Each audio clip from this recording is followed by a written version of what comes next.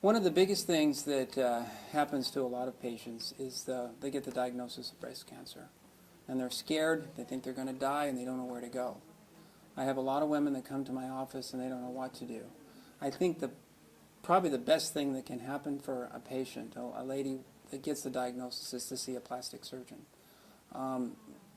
It's good to give them an idea of where are they going to go from there. After they've figured out that they've got the diagnosis of breast cancer and that they have to have a mastectomy or radiation or some treatment, they want to know about reconstruction.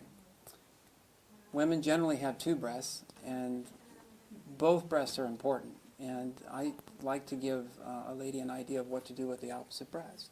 One of the trends that I've seen in my practice is bilateral mastectomies. Happens to a lot of ladies somewhere around in their 30s.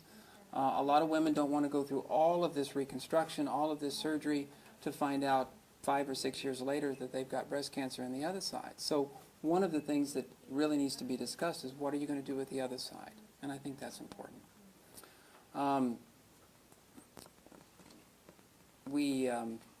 When patients come to my office, we sit down and discuss, what they want to do and where they want to go.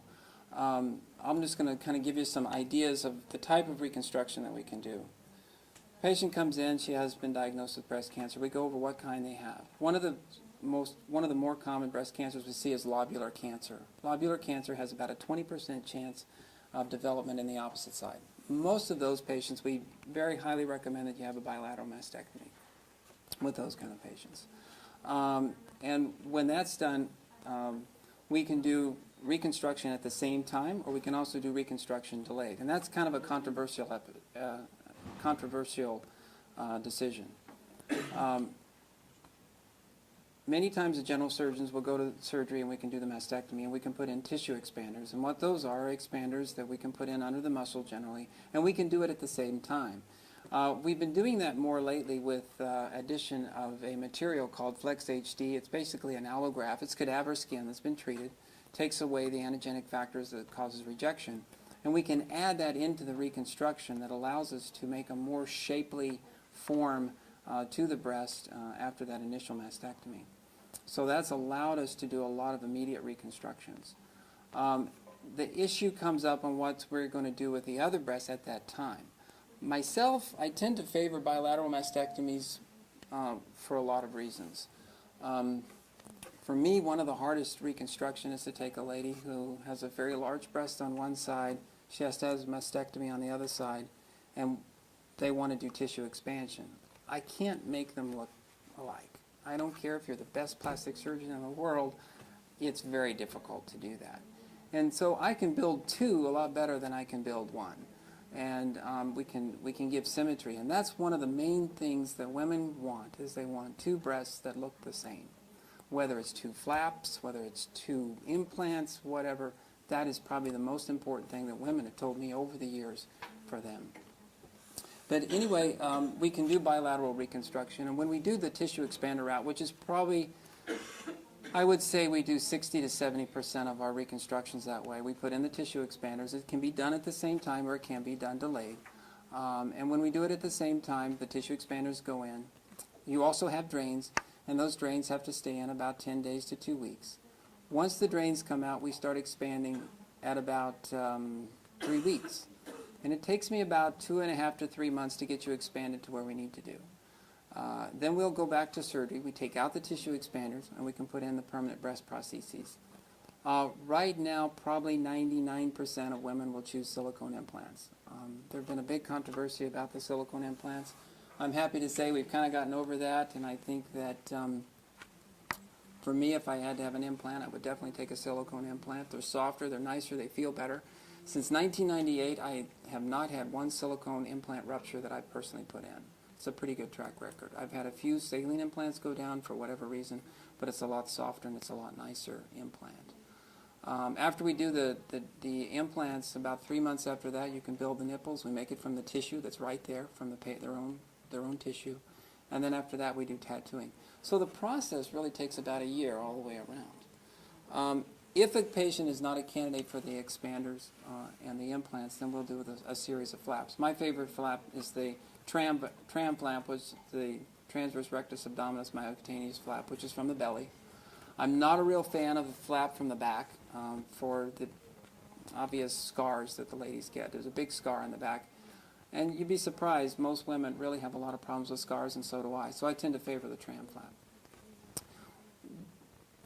Flaps are great because you can get a tummy tuck out of the deal, which I've had more women like their bellies than their breasts, and it's a good flap. If you've got a relatively moderate-sized tummy, it's a great surgery for that. The downside to it, there's always downsides to everything. The downside to it is that you can get abdominal weakness from it because we have to borrow the muscles. There's a procedure where you can kind of spare the muscles, but in general, a lot of times if you try to do that and spare the muscles, you can wind up killing the flap, and I think that's actually not a great idea. But the flaps are very good for those patients that meet the criteria. Somebody who's very, very overweight, I would say 270, 300 pounds, that flap is contraindicated in that patient. What we try to do is get you to lose weight, and then we can do the flap. It just has to do with the blood supply to the flap. I think some of the speakers here tonight are talking about radiation and radiation oncology. Radiation is a great thing, but it also can cause some problems. Prior to doing some of the tissue expanders, we like to try to push the oncologist to let us know, are you going to have a radiation or not? And those are the patients where we're doing the immediate reconstruction. I really don't like to put in a tissue expander at the time of surgery when they're going to have a radiation. So in those particular patients, when we're on the fence, we might wait till later and then put in the tissue expander. I think it's important to have a team approach with breast reconstruction. And again, as I stated before, whatever insurance company you have, whoever you have, tell them you want to see a plastic surgeon, because I think it's important to discuss what you're going to do, where you're going to go. And for me, the big issue is, what are you going to do with the other breast? If you want to save the other breast and keep that one and do the reconstruction, that's great, that's fine, but you want to start that. I've had many, many ladies come in and say, you know, I wish I'd had the option to have a mastectomy at the same time. You can get it, your insurance will pay for it. There's a diagnosis called cancer phobia. That's all you have to do, and that's all it has to be said. And it's really important for that. I'm willing to take a few questions if people have some. We've been having them write them on the cards and Oh, send them okay. forward, so we will. We'll do that in a minute. Yeah. Well, I'm in the area, so if I'm with Riverside Plastic Surgery. I worked with Loma Linda for 6 years, and was with the teaching service there, and I opened up practice here in town. Some of the ladies in here I see and recognize, and but probably the biggest talking point here of friends or people that wind up with women that wind up with breast cancer. Put a plastic surgeon inside your group and try to get it to a plastic surgeon and discuss it. You don't have to immediately do reconstruction. The first goal is to deal with the cancer, but you also want to be put back whole, and there's a lot of avenues for that.